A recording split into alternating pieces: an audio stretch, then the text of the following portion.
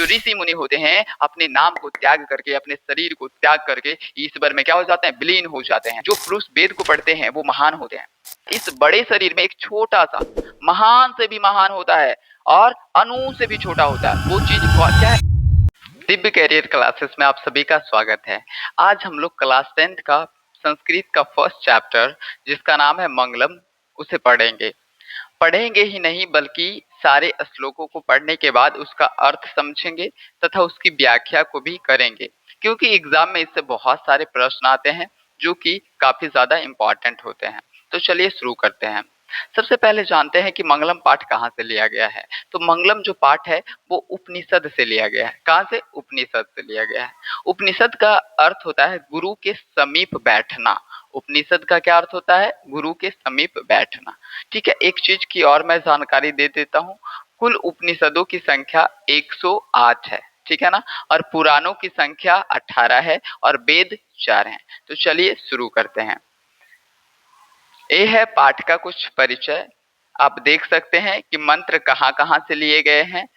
इस पाठ में जैसा कि मैंने कहा 5 मंत्र हैं, जो कि ईसावास हो गया, कठ उपनिषद हो गया, मुंडक उपनिषद हो गया, श्वेताश्वर हो गया। तो इन सब चीजों से श्लोकों को लिया गया है, मंत्रों को लिया गया है। तो चलिए शुरू करते हैं। यहाँ पे देखिए लिखा हुआ उपनिषद।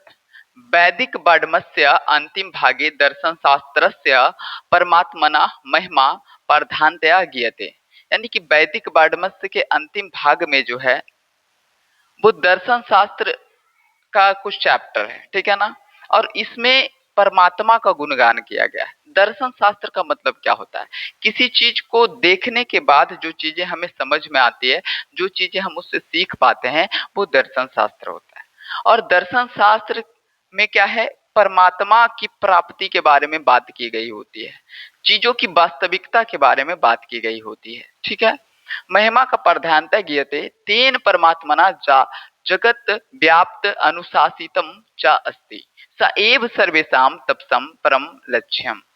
अस्मिन् पाठे परमात्परा उपनिषदम पद्यात्मकम पंच मंत्रा संकलिता सन्ति। इसका मतलब देखिए नीचे लिखा गया है। जैसा कि मैंने आपको बताया कि उपनिषद वैदिक साहित्य के अंतिम भाग में दर्शन शास्त्र के सिद्धांतों को प्रकट करते हैं।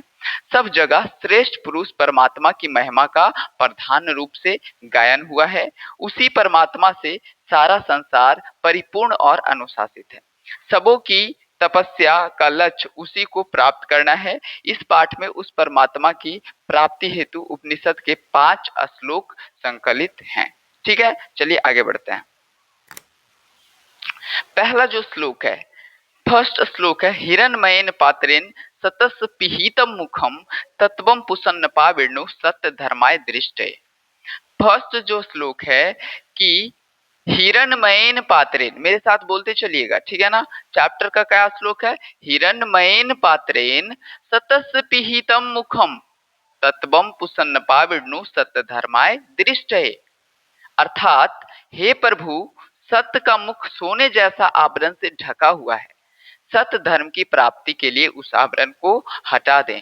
यानी कि एक सेवक जो है वो क्या कह रहा है? हे प्रभु, सत्य का जो मुख है सोने जैसा आवरण से ढका हुआ है, यदि इस पात्र को आप हटा देंगे जिससे मैं सत्य धर्म की प्राप्ति कर सकूं। श्लोक क्या था? हिरण्मयेन पात्रेन सतस पिहितम मुखम तत्वम पुसन्न पाविर्णु सत्य धर्माय दृष्टे। ठीक है, चलिए अगले श्लोक की तरफ बढ़ते हैं। ठीक है, सेकेंड जो श्लोक है, इसको पढ़ने से पहले हम लोग पहले इसकी व्याख्या को समझ लेते हैं, क्योंकि एग्जाम में आता है कि प्रस्तुत श्लोक का व्याख्या लिखें। कभी कभी आएगा प्रस्तुत श्लोक का अर्थ लिखें। अर्थ लिखने के लिए आएगा तो पहले जो मैंने बताया वो लिखिएगा, लेकिन व्याख्या लिखने के लिए आए तो आप इस चीज को लिखिएगा। क्या है? देखिए लिखा हुआ है प्रस्तुत श्लोक ईसावास। यह जो श्लोक है वो कौन से उपनिषद से लिया गया है? ईसावास उपनिषद से लिया गया, से संकलित है तथा मंगलम पाठ से उद्धत है। इसमें सत्य के विषय को कहा गया है कि सांसारिक मोह माया के कारण विद्वान भी उस सत्य की प्राप्ति नहीं कर पाते हैं, क्योंकि सांसारिक चकाचौंध में वह सत्य इस प्रकार ढक जाता है कि मनुष्य जीवन भर अनावश्यक भटकता रहता है। इसीलिए ईश्वर से प्रार्थना की गई है कि हे प्रभु, आप उस माया से मन को हटा दे ताकि मैं परमपिता परमेश्वर की प्राप्ति कर सकूं। Is that clear? चलिए एक बार इसका स्क्रीनशॉट ले लीजिए। समझ में आ गया? चलिए आगे बढ़ते हैं दूसरे श्लोक की तरफ। अनोरण्यान महतो मह्यान आत्मस्य जंतो निर्हितो गुहायां तम क्रतु पश्यति वित्तशोको धातु प्रसाद आत्महिमाना आत्मना। यानी कि इसका अर्थ हुआ, मनुष्य के हृदय रूपी गुफा में अणु से भी छोटा और महान से भी महान विद्वान है क्या? मतलब कि विद्वान शोक रहित होकर उस श्रेष्ठ परमात्मा को देखता है। यानी कि हमारे मन में हमारे जो शरीर है, ठीक है ना, इस बड़े शरीर में एक छोटा सा महान से भी महान होता है और अणु से भी छोटा होता है। वो चीज क्या है? वो है आत्मा। वो आत्मा बसा हुआ है। और जो विद्वान पुरुष होते हैं, जो ईश्वर की प्राप्ति के लक्ष्य को लेकर ईश्वर का ध्यान करते हैं, वही इस चीज को देख पाते हैं। तो श्लोक है, अनोरण्यान महतो मह्यान आत्मस्य जंतो निर्हितो गुहायाम तम क्रतुरु पश्यति वित्तशोको को धातु प्रसाद आत्महिमना आत्मना। यानी कि ईश्वर ने हमारा जो शरीर बनाया है, इस शरीर में एक अणु से भी छोटा और महान से भी महान क्या है? आत्मा है। अगर कोई पूछेगा अर्ण्यान का अस्ति, यानी कि अणु से भी छोटा क्या है? वो है आत्मा। ठीक है। महतो मह्यान का, महान से भी महान क्या है? आत्मा है। ठीक है ना? तो याद रखिएगा। चलिए अब इसके व्याख्या को समझ लेते हैं। प्रस्तुत श्लोक कठ उपनिषद से संकलित है तथा मंगलम पाठ से उद्धत है। आपको उपनिषदों का नाम लिखना है और चैप्टर का नाम लिखना। इसमें आत्मा के स्वरूप तथा निवास के विषय में बताया गया है। विद्वानों का कहना है कि आत्मा मनुष्य के हृदय में सूक्ष्म से भी सूक्ष्म तथा महान से भी महान रूप में विद्यमान है। जब जीव सांसारिक मोह माया का त्याग कर हृदय में स्थित आत्मा से साक्षात्कार करता है, तब उसकी आत्मा महान परंपरा में मिल जाता है, महान परमात्मा में मिल जाता है और जीव सारे सांसारिक बंधनों से मुक्त हो जाता है। इसीलिए भक्त प्रार्थना करता है कि हे प्रभु, हमें उस अलौकिक अर्थात पवित्र प्रकाश से अवलोकित करें कि हम शोक रहित होकर अपने आप को उस महान परमात्मा को एकाकर करें। ठीक है। चलिए अगले श्लोक की तरफ चलते हैं। हमारा जो थर्ड श्लोक है, तीसरा जो श्लोक है, सत्यमेव जयते नानिर्तम, सत्यमेव जयते नानिर्तम सत्येन पंथा विततो देवायान। यानी कि सत्यमेव जयते, सत्य की सदा क्या होती है? जीत होती है। नानिर्तम, सत्य कभी हारता नहीं है। सत्येन पंथा विततो देवायान, सत्य से क्या होता है? ईश्वर का मार्ग प्रशस्त होता है। अगर ईश्वर की आपको प्राप्ति करनी है तो आपको सत्य के राह पे चलना पड़ेगा। एना कर्मणस्य हाप्त कामा यत्र तत् सतस्य परम निधानम। और चाहे आप धरती पर हो, चाहे आप ईश्वर के पास हो, यानी कि आप स्वर्ग लोक में चले जाएं या पृथ्वी लोक में हैं, चाहे कोई भी लोक में हो, सभी जगह सत्य की ही प्रधानता होती है। कहा गया है ना कि सत्य परेशान हो सकता है लेकिन हार कभी नहीं सकता है। तो सदा सत्य की ही क्या होती है? विजय होती है। अर्थात पढ़ते हैं इसके अर्थ को, सत्य की ही जीत होती है, झूठ नहीं, झूठ की नहीं। सत्य से ही देवलोक का रास्ता प्राप्त होता है। ऋषि लोग देवलोक को प्राप्त करने के लिए उस सत्य को प्राप्त करते हैं जहां सत्य का क्या होता है? भंडार होता है। चलिए इसके व्याख्या को समझ लेते हैं। प्रस्तुत श्लोक मुंडक उपनिषद से संकलित है तथा मंगलम पाठ से उद्धत है। इसमें सत्य के महत्व पर प्रकाश डाला गया है। ऋषियों का संदेश है कि संसार में सत्य की ही जीत होती है, असत्य या झूठ नहीं जीतता है, तथा यह ईश्वर की प्राप्ति सत्य की आराधना से होती है। यानी कि ईश्वर का को अगर प्राप्त करना हो तो उसकी प्राप्ति ईश्वर की आराधना से होती है, ना कि सांसारिक विषय वासनाओं में डूबे रहने से होती है। संसार में माया तथा ईश्वर सत्य है।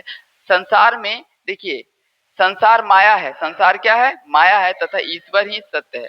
अतः जीव जब तक उस सत्य के मार्ग का अनुसरण नहीं करता है तब तक वह सांसारिक मोह माया में जकड़ा रहता है।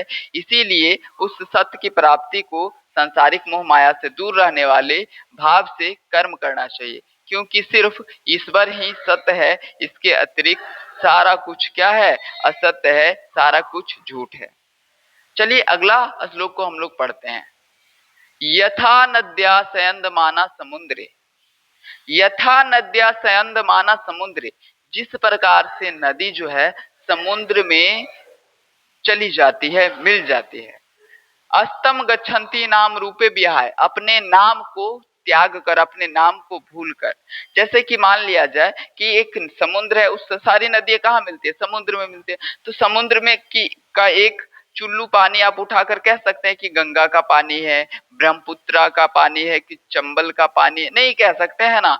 तो जिस प्रकार से नदी जो है समुद्र में अपने नाम को त्याग करके मिल जाती है, यथा विद्यमाना नाम रूपा विमुक्ता परात् परम पुरुषम पैति दिव्यम, ठीक उसी प्रकार से जो दिव्य पुरुष होते हैं, जो ऋषि मुनि होते हैं, अपने नाम को त्याग करके, अपने शरीर को त्याग करके ईश्वर में क्या हो जाते हैं? विलीन हो जाते हैं।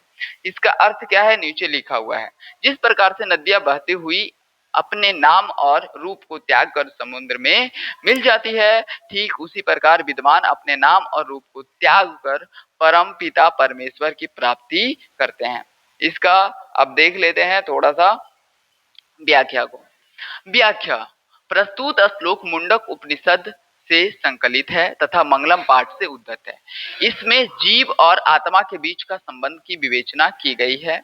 ऋषियों का कहना है कि जिस प्रकार बहती हुई नदियां समुद्र में मिल जाती है, ठीक उसी प्रकार विद्वान ईश्वर के अलौकिक यानी कि पवित्र प्रकाश में मिलकर जीव योनि से मुक्त हो जाता है। जीव तभी तक माया जाल में लिपटा रहता है जब तक उसे आत्मा का ज्ञान नहीं हो जाता। आत्मा ज्ञान होते ही जीव मुक्ति पा लेता है। ठीक है, चलिए लास्ट श्लोक हम लोगों को है, क्या है? वेदा महतम पुरुषम महांतम आदित्य वर्णम तमसा प्रशास्त तमेव विदितवती मृत्योमेति नान्या पंथा विद्यतो देवायाना। कहा जाता है कि सुनिए मेरी बात, वेदा महतम पुरुषम महान, अर्थात जो वेद को पढ़ने वाले पुरुष होते हैं वो महान होते हैं। इसका अर्थ को पढ़ लेते हैं।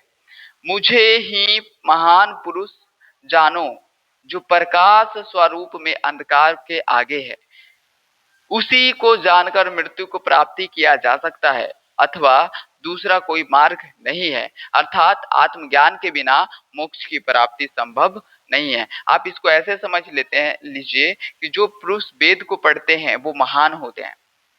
जिस प्रकार से जब सूरज उगता है, क्षितिज से बाहर आता है तो अंधेरों को हरा देता है, ठीक उसी प्रकार से आत्मा का ज्ञान होने के साथ ही मृत्यु पर विद्वान लोग क्या कर लेते हैं? विजय प्राप्त कर लेते हैं। अब इसके अर्थ को पढ़ लेते हैं।